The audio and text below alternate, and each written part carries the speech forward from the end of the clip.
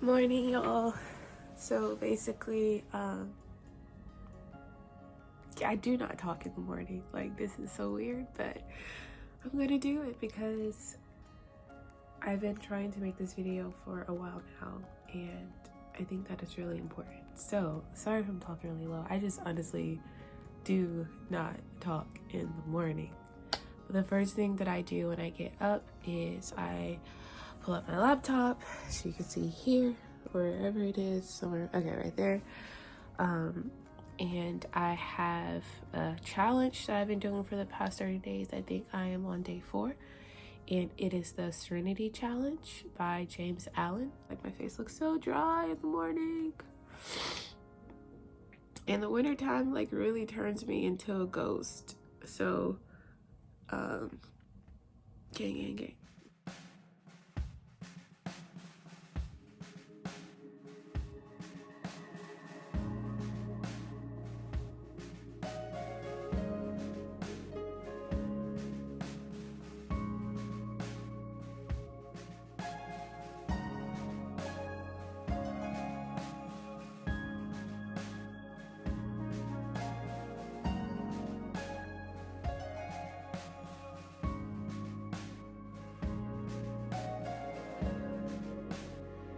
But I just finished the Serenity Challenge, day 4 of the Serenity Challenge.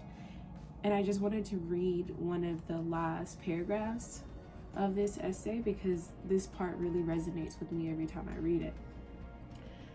It says, "How many people we know who sour their lives, who ruin all that is sweet and beautiful by explosive tempers, who destroy their poised character and make bad blood. It is a question whether the great majority of people do not ruin their lives and mar their happiness by lack of self-control. How few people we meet in life who are well balanced." That took about 30 minutes to do, so I always try to make sure I have time for that. I usually try to wake up around like 6:45, but today I got up at like 7. I was up at 6:45, but I didn't get out of the bed until 7.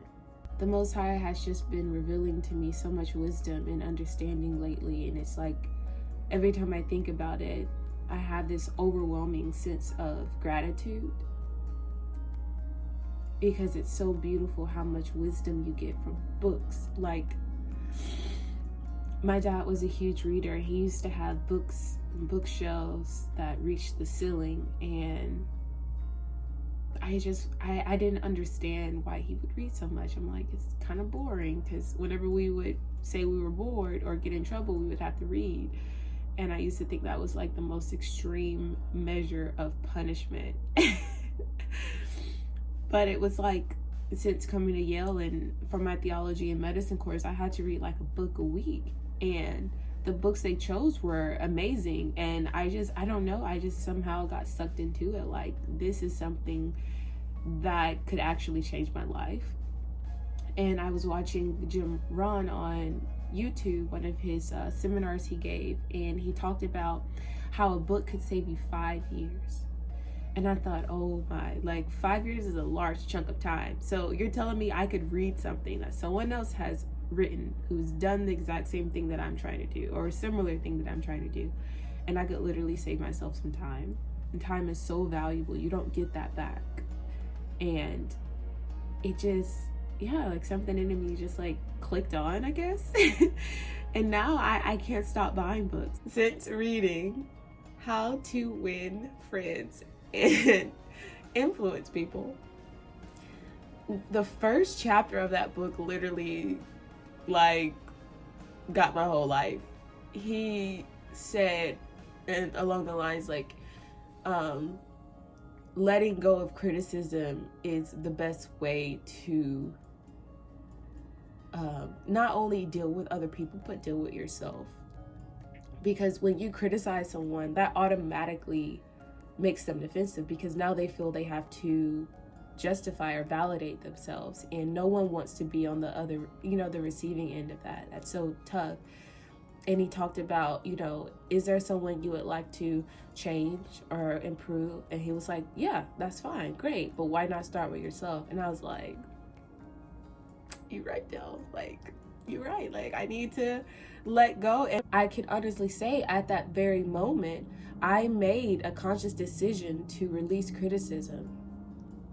That's it. I just had to decide. And it's really that simple.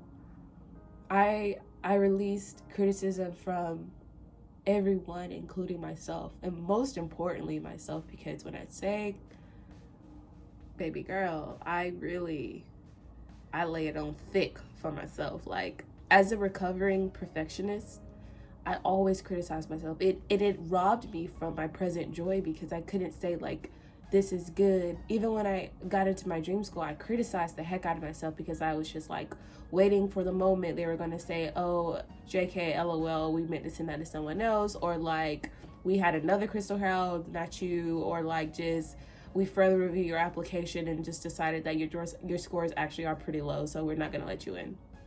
Like, there were like so many things like I criticized myself on, and it robbed me of that present joy. Not fully, because I definitely feel like I'm getting it back, and I got it back, but just releasing criticism from anyone. And like, I don't criticize it. The only way to get people to do anything is if they want to. No one is going to do a single thing unless they want to, and they get that want to from watching someone else who is. So I want to be that someone else who is living life with release of criticism, limiting beliefs, and to be able to just walk in the fullest expression of myself. That is my goal. But let me go get dressed, wash my face, because I have to be at work in like half an hour. Okay, so it's gonna take me like 5 minutes to do all this, because I literally get so lazy when it comes to putting on makeup, because I don't feel like it. So I'll probably just do something, you know, cover up my blemishes or whatever, and then get on the road.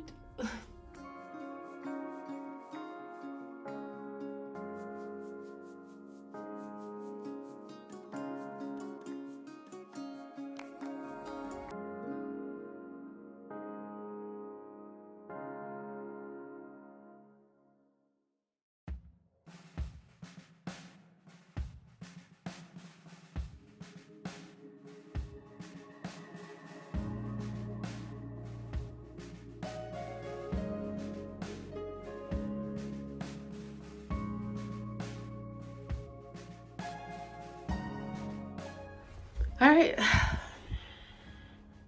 this is the finished product.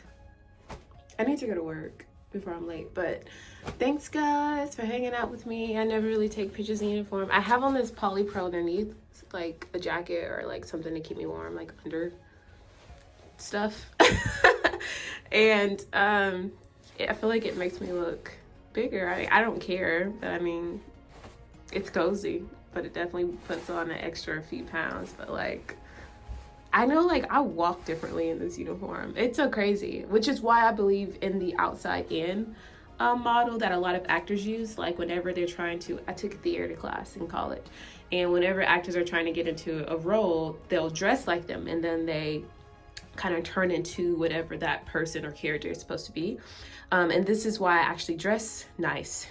Like if I'm going to class or something like that, well, when I did actually go to class, I would always like wear dresses and stuff like that, and skirts and just really nice clothes, because if I felt better on the outside, it usually like came in on the inside too. I don't know if this is making sense, but basically I dressed like the professional or like the person that I would want to become, and then like I took on those characteristics of becoming this put together person or stuff like that, or that's what it, you know, that's what I was going for. So if I was dressing like in baggy clothes, or like if I wear like sweaters and stuff, then that's probably like naturally just in a really, really good mood that morning. But I'm usually in a great mood. Like, it takes a lot for me to be in a bad mood. But so yeah, thanks for hanging out with me, and I will see you guys in the next video. I think I finally got my I actually didn't know it was gonna look this good. I've been working on my sleek bun because I gotta fix the kitchen, obviously. Ooh, that's bright. I've been working on my sleek bun because I can't take the frizzies, but I know once I put on my hat and I take it on and off and stuff like that, it's gonna get frizzy again. I know this, but this looks really good. I slapped on a lot of gel last night, like a lot.